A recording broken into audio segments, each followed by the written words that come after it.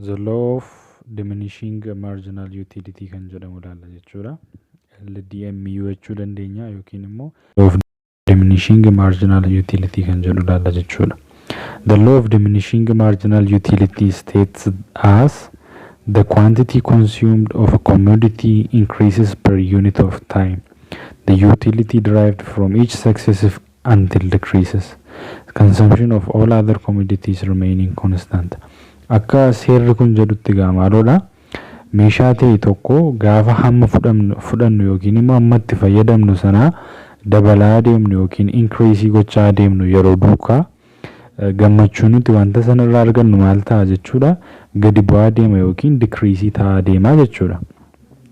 Kun immoo sababata garaa garaatiif ta'uu danda'a. Fakkeenyaaf kutaa darbe keessatti ilaallee turre yoo burtukaana fudhachaa deeman fakkeenyaaf tokko yoo fudhatan lama yoo taasifatan gammachuun namaa hin dabalaa, sadii yoo taasifatan hin dabalaa, afur yoo taasifatan hin dabalaa. Deemee amma fedhiin namaa dhaabbatutti yookiin immoo amma burtukaana sana nyaatanii quufanitti sana booddee yoo dabalachaa deemanii fedhiin namaa maal ta'aa deemachuudha, gadi bu'aa deemachuudha. Yuutilitiin namni irraa argatu yookiin gammachuun namni wanta ta'e irraa argatu sadarkaa hamma ta'etti hin dabalaa, sadarkicharra ga'ee jennaan maal ta'a jechuudha, dabalee dhaqee tuqaa sanarra geenyaan gadi bu'uu jalqaba jechuudha. Yuutilitii yookiin fedhiin namni irraa argatu isa kana ibsa jechuudha. Diminishing jechuun wanta badaa deemu jechuudha. Seerichi isa kana ibsa. The extra satisfaction that a consumer derives declines as he or she consumes more and more of the product in a given period. Gammachuun dabalataa yookiin extra satisfaction inni consumeriin namni waa bitee itti fayyadamu tokko qabu maal ta'aa deema jechuudha. Decline ta'aa deema yookiin gadi bu'aa deema jechuudha. Akka inni maal godheen akka inni wanta fayyadamaa sana bitee tajaajila wayii ta'uu danda'a, meeshaa adda addaa ta'uu danda'a. Wanta bitee fayyadamu sana more and more dabalataan dabalachaa gaafa inni deemu maal ta'uu jalqaba jechuudha. Tuqaatee irra ga'ee gadi bu'uu jalqaba jechuudha. Fedhiin irraa argatu sun yookiin gammachuun irraa argatu. Assumptions in LDMU kan jedhamu ilaalama immoo law of diminishing marginal utility suni assumption of akkamii of keessaa qabaasa jedhu ilaalla. Inni tokkoffaan the consumer is rational kan jedhudha. Consumer is rational gaafa jennu namni tokko callisee wanta tokko sadarkaa malee bitaan oolu jechuudha. Hamma malee bitaan oolu jechuudha. Hamma isa barbaachisu biteetu dhaaba malee callisee waan tokko bibbitaan oolu jechuudha. Amma isa barbaachisu galii isaa wajjin madaalchisee bitaa jechuudha. Raashinaaliidha namni malee hamma fedhii isaa dhabutti callisee baay'isee hin bitu jechuudha. Fedhii isaa utuu qabu daangessee bita jechuudha. Consumer is rational jenna isaan sababeessuu danda'u jechuudha. Inni gara biraan the consumer consumes identical or homogeneous product. Namni waan sana consume godhu yoo wanta identicalii ta'e yookiin immoo homogeneous ta'e sana consume gochaa deeme baay'inaan fudhachaa deeme tuqaatee irra ga'ee maaltu ta'a jechuudha. Marginal utility isaa diminishii ta'aa deema yookiin immoo gadi bu'aa deema jechuudha. Inni gara biraan the commodity to be consumed should have similar quality, color or design. Wanti namni tokko consume godhu suni yookiin immoo fudhatu suni quality'n isaa yookiin qulqullinni isaa wal fakkaataa ta'uu qaba. Kalarii yookiin halluun isaa, dizaayiniin boci isaa akkaataan itti hojjetame wal fakkaataa ta'uu qaba kan jedhudha. There is no time gap in consumption of the good. Waan consume godhu sana namni gaappii ittiin kennu yoo ta'e fakkeenyaaf callisee matu fudhachaa deema yoo ta'e waan bitu sana tajaajila argatu sana utuu guyyaa ittiin kennin yeroo ittiin kennini dhumarratti marginal utility isaa suni diminishii ta'aa deema jechuudha. Gara biraan the consumer taste or preference remains unchanged. Fedhiin namni wanta tokkoof qabu ilaalchinni wanta sanaaf qabu hin jijjiiramu taanaani maal ta'uu danda'a jechuudha. Marginal utility isaa gadi bu'aa jechuudha iddoo ta'e sosa kanadha jechuudha assumption jiru. Inni gara biraan the equilibrium of a consumer kan jennudha. Equilibrium jechuun wanta wal madaalee jiru jechuudha. Fakkeenyaaf bitaarra kan jiruuf mirgarra kan jiru waan wal madaalaadha yoo ta'e wanti tokko maal jenna jechuudha. Waan sanaani equilibriumidha jenna jechuudha yookiin immoo bifa equality ta'een jira jennee ibsina jechuudha. So The objective of rational consumer is to maximize total utility. Consumeriin sun namni dhaqee waa bitatee fayyadamu sun tajaajila sanaaf kaffalee fayyadamu suni rationally kan ta'e jechuudha. Sababeessuu kan danda'u, sirriitti yaaduu kan danda'u, kaayyoon isaanii guddaan maaludha? Utility yookiin faayidaa, bu'aa, gammachuu tajaajila sanarraa yookiin wanta sanarraa argatu sana guddisuudha jechuudha. Kaayyoon isaa qarshii baasu sanaan gammachuu barbaachisaa ta'e argachuudha jechuudha. As long as the additional unit consumed brings a positive marginal utility, the consumer wants to consume more of the product because total utility increases. Hanga wanta ta'e tokko dabalataan bitachuun consumerii sanaaf gammachuu kennutti consumeriin sun maal gochuu barbaada jechuudha? Total utility isaa sana increase gochuu barbaada jechuudha. Isa gammachiisa taanaan hamma isa gammachiisutti bitachuu barbaada jechuudha. Dabalachuu barbaada jechuudha. Gammachuu isaa sana guddifachuudhaaf. However, given his limited income and the price level of goods and services, what combination of goods and services should he consume so as to get maximum total utility? Egaa qarshiin inni qabu gaa limitedidha. Wanti inni barbaadu suni wanti inni bitu suni isaa gammachiisullee malee akkuma inni itti dabalachaa deemuuni hamma tuqaa ta'etti yookiin immoo hamma sadarkaa ta'etti callisee baay'isee bituun itti cimuu danda'a jechuudha. Sababii qarshiin isa daangessuuf inkaamiin isaa yookiin galiin isaa isa daangessaa deebi'ee gatiin wanta inni bitu suni tajaajila inni argatu suni isa daangessuu danda'a. Fakkeenyaaf namni kophee barbaade tokko suuqii kophee dhaqee kophee tokko bitatee galuu danda'a. Kophee lama bitachuu jibbee miti, sadii bitachuu jibbee miti. Akkuma baay'inni kophee sun dabaluun gammachuun irraa argatu guddaadha. Kudhan utuu bitatee galee baay'ee gammada ture. Garuu kan akka inni akkas hin goone isa taasisee limited income yookiin galii inni qabu deebi'ee gatii kopheen sun ittiin gurguramu ta'uu danda'a jechuudha. Egaa galii qabu sana irratti hundaa'ee namni gammachuu guddaa argachuudhaaf akkamittiin baasuu qaba jedhudha jechuudha. Gaaffiin kun kan inni gaafatu. Egaa fakkeenyaaf waan tokko bita yoo ta'e akkamittiin baasuu qabas jedhu laalla. The case of one commodity meeshaa tokko itti bita yoo ta'e akkamittiin qarshii baasu sana galii qabu irratti hundaa'ee gatii wanta bitu sana irratti hundaa'ee gammachuu guddaa argachuutiif baasa jedhu laalla. The equilibrium condition of a consumer that consumes a single good X occurs when marginal utility of X is equal to market price. Equilibrium kan inni uumamu gaa nama waa bitu tokkoon yookiin consumerii tokkoon gaafa inni meeshaa tokko bitu meeshaa lama miti wanta tokko qofa kan inni bitu meeshaa sana immoo fakkeenyaaf X dha jennu yoomuma marginal utility'n X gammachuun X dabalachuutiin argatu X tokko bita yoo ta'e X tokko sana irratti tokko dabalachuudhaan gammachuun argatu marginal utility'n suni gaafa inni maal hojii wal qixa ta'udha jechuudha. Gatii wanti sun gabaa irratti hin jiru yookiin market price wajjin wal qixa ta'u argata jechuudha. Marginal utility of X ni gatii gabaa irra jiru wajjin wal qixa gaafa inni ta'utu argata jechuudha. Sanaan immoo prove gochuu dandeenya jechuudha. So utility functioning jira. Utility functioning U equals to F of X tiin barreessuu dandeenya. Kan X if consumer buys X commodity X bitee jennu. Namtichi sun jechuudha consumeriin sun expenditure yookiin baasiinsaa immoo QX PX dha jedhu. Akkas jechuun maal jechuudha? QX expenditure isaati jechuun keenya maal jechuudha? Baay'ina X baay'isu PX fakkeenyaaf kopheedha kan inni bituu barbaade yoo jenne kopheen inni bitu sun tokkoonsaa qarshii 1500 yoo jenne quantity 1500 suni gatii kophee sana tokko agarsiisa. Quantity'n sun immoo baay'ina kophee sana lama bite yoo jenne quantity'n kun maal ta'a jechuudha? Lama ta'a jechuudha. So lama baay'isuun 1500 expenditure isaa ta'a jechuudha walii gala 3000 jechuudha. The consumer maximizes the difference between utility and expenditure.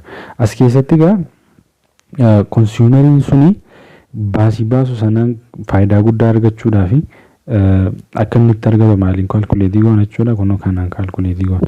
Maximum satisfaction equals to into utility minus QX expenditure isa PX irraa irratti arganna jechuudha. Kana calculate gochuu dandeenya jechuudha. Iddoo kanatti dhufee seera derivative fayyadamne jechuudha.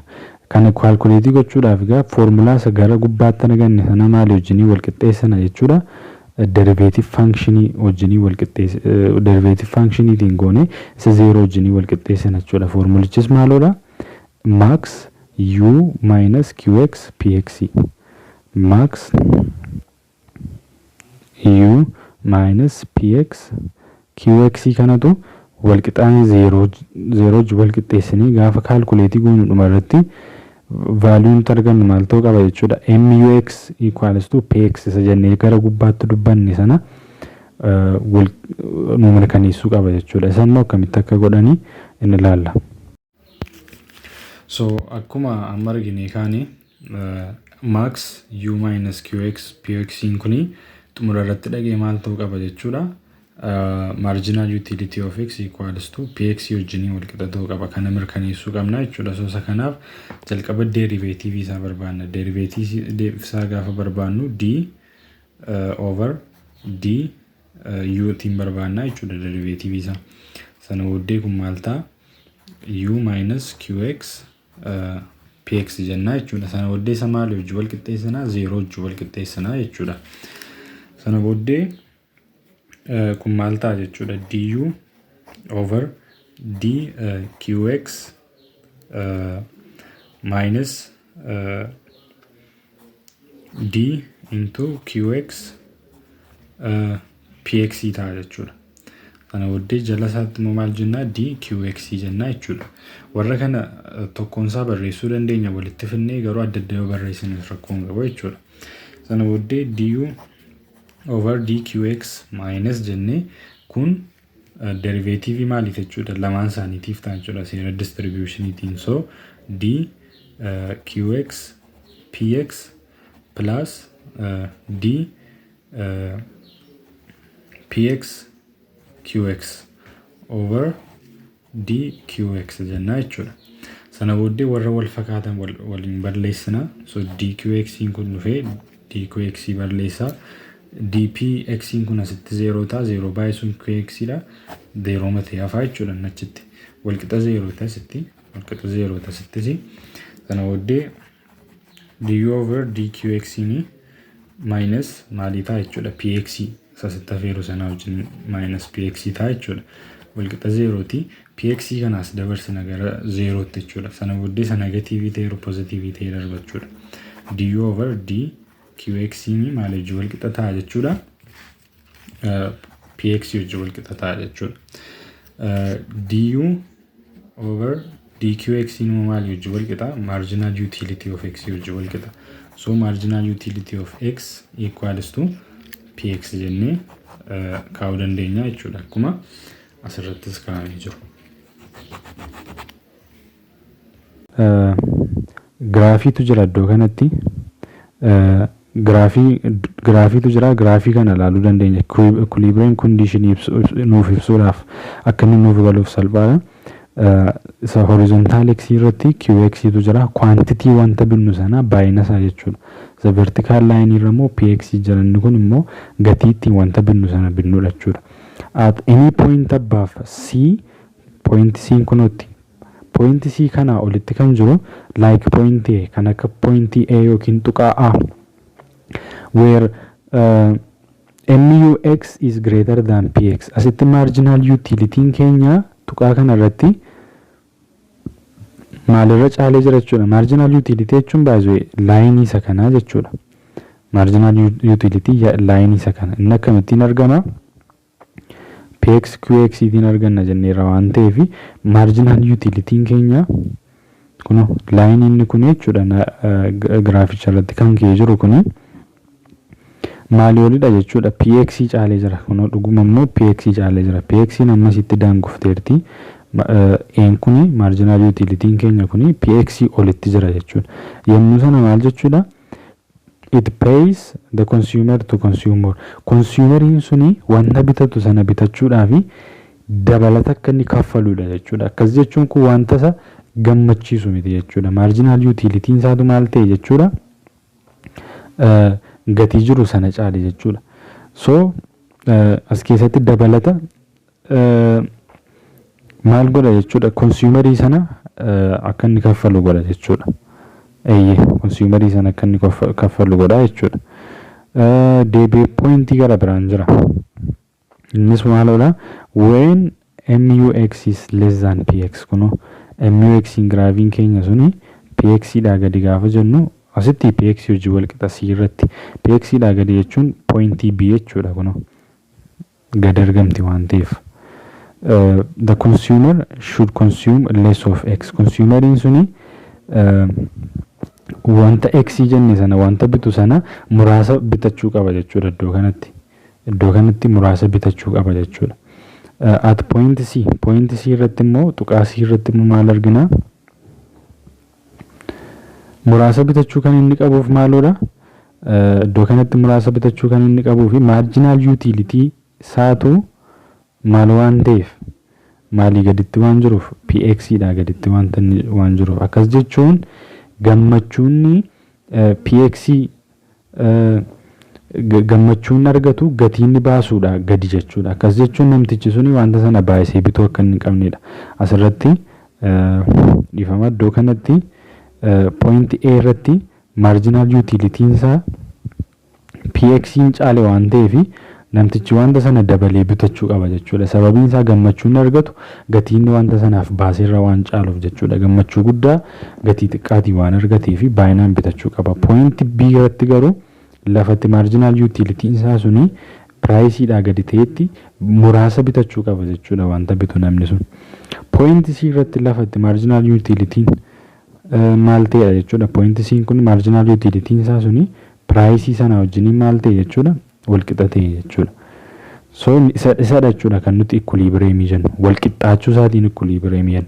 Gatiin baasuu fi gammachuun ni dabalata argatu wanta sana irratti wal qixa yommuu ta'udha jechuudha. Ni gara biraan keezii inni malaalleeraanii fi meeshaa tokko qofaaf.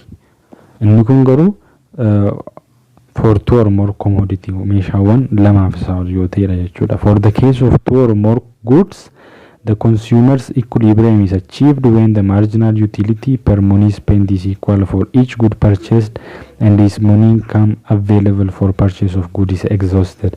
Inni kun immoo meeshaan lammaffaa keessatti keezii lammaffaa keessatti meeshaawwan lamaaf isaa oltu jiraachuu danda'u. Wanti consumeriin sun bitu jechuudha.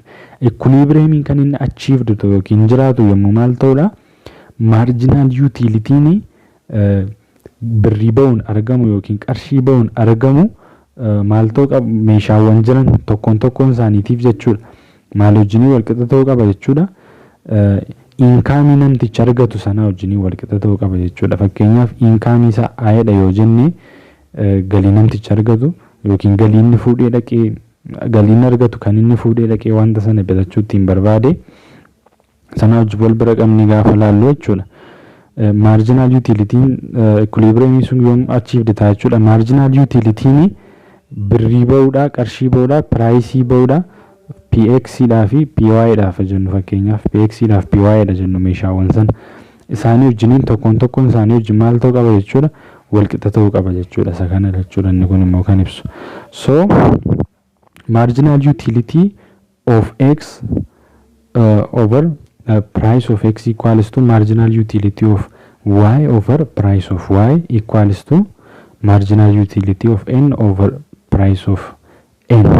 Egaa as keessatti maalodha jechuudha inkaamii isaa wajjin dhaqee wal qixa ta'a jechuudha. Namtichi gammachuun meeshaawwan bitu tokkoon qabuu fi gatiin irratti baasee bitu wajjin jechuudha. So price of X times quantity of X plus price of Y times quantity of Y jennee meeshaawwan jiru hundumaa erga walitti dhaanii booddee PN fi QN keenya kunis yoo meeshaa biraan jiraate jechuudha dhufee asitti M yookiin inkaamii isaa wajjin wal qixa ta'uu qaba jechuudha. Gatiin baasu meeshaawwan jiran tokkoon isaa irratti fakkeenyaan ilaallu akka nuuf salphatu fi suppose Sarah has 7 birr. Saaraan qarshii 7 qabda jennu. To be spent on two good meeshaawwan lama irratti kan bitu yaadde yookiin wantoota lama irratti kan isin bitu baasu yaadde. Inni tokkoffaan banaana muuziidha, inni tokkoffaan the other is what bread, inni gara biraan daabboodha jechuudha. Muuziidhaaf daabboo irratti baasuu barbaadde meeshaa lama yookiin two goodidha. Qarshii isheen qabdu yookiin emmiin ishee asitti maalodha jechuudha 7dha jechuudha 7 birriidha. The unit price of banana is 1 birr. Muuziin tokko qarshii meeqadha? Qarshii tokkodha. 1 birriidha.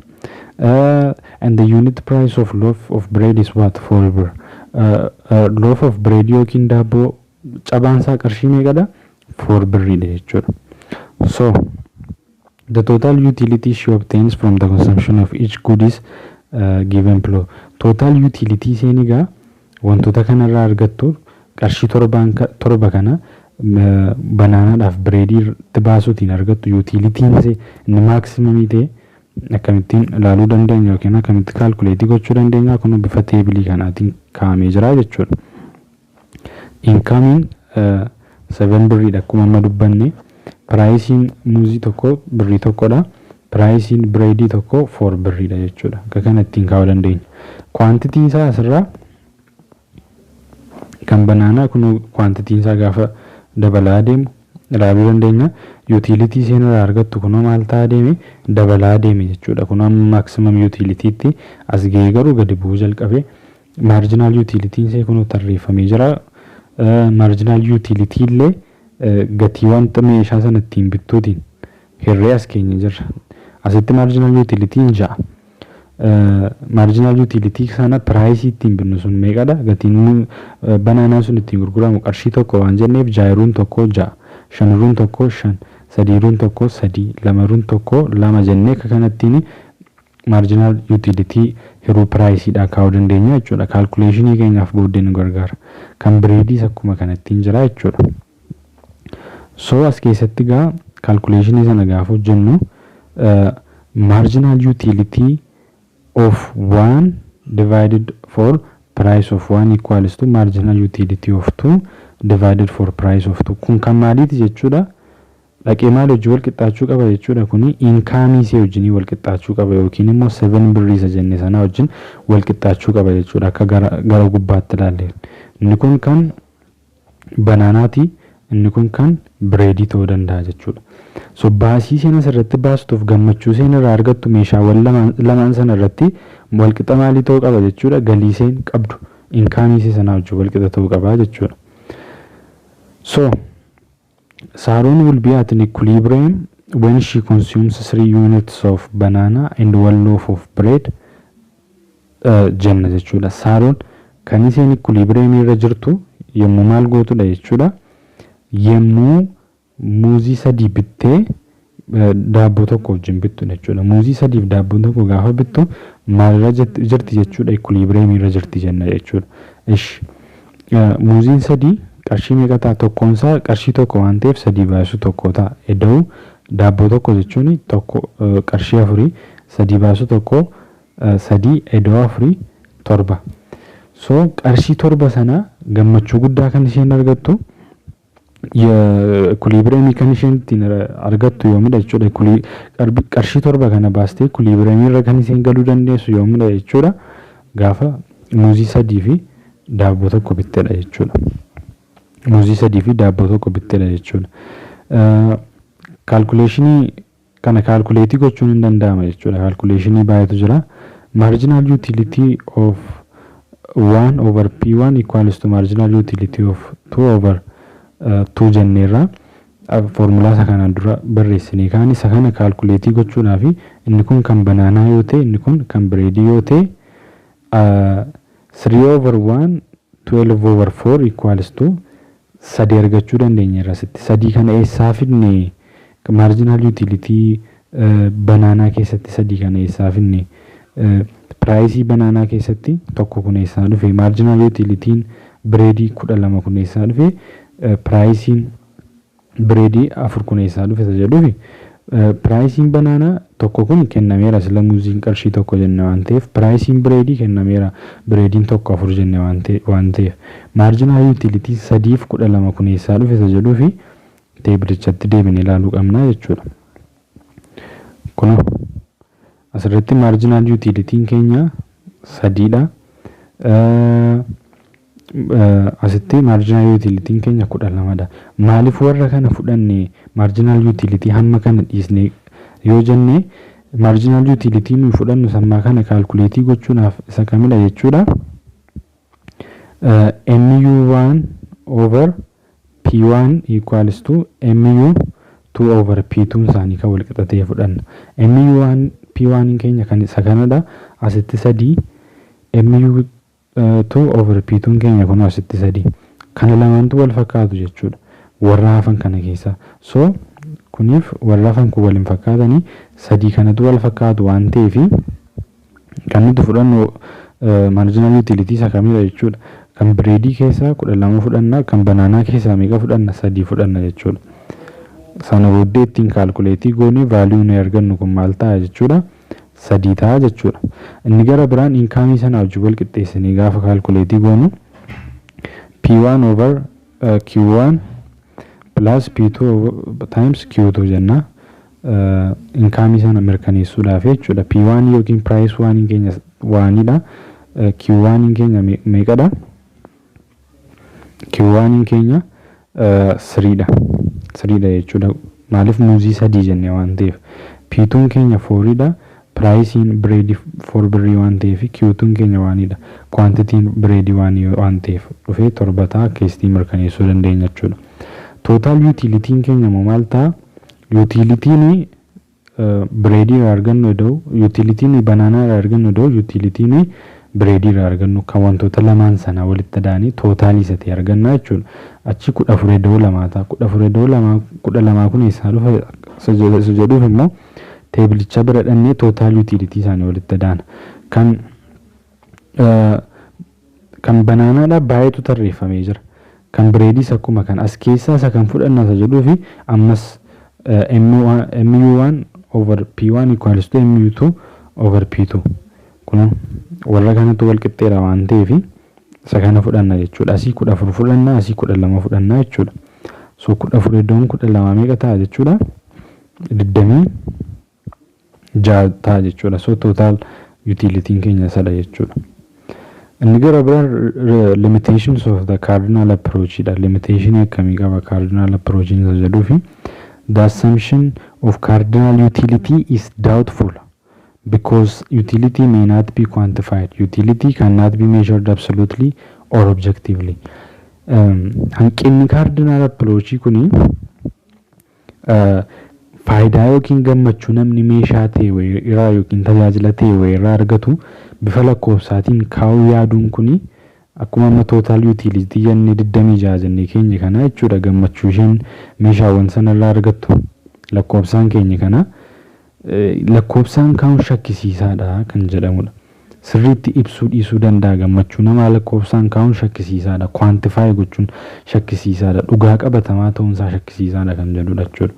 Inni gara biraan constant marginal utility of money is unrealistic because as income increases the marginal utility of money changes. Inni kun immoo maal jedha? Assumption inni lammaffaani gaafa galiin dabalu marginal utility hin dabalanne jedhanii shakkisiisaadha. Sababiin isaa gaafa galiin dabalu hiikni namni qarshiitiif qabu yookiin faayidaa namni qarshiitiif irraa argatu sunillee duukaa jijjiirama kan jedhamu. Fedhiinsaa duukaa dabala kan jedhudha jechuudha.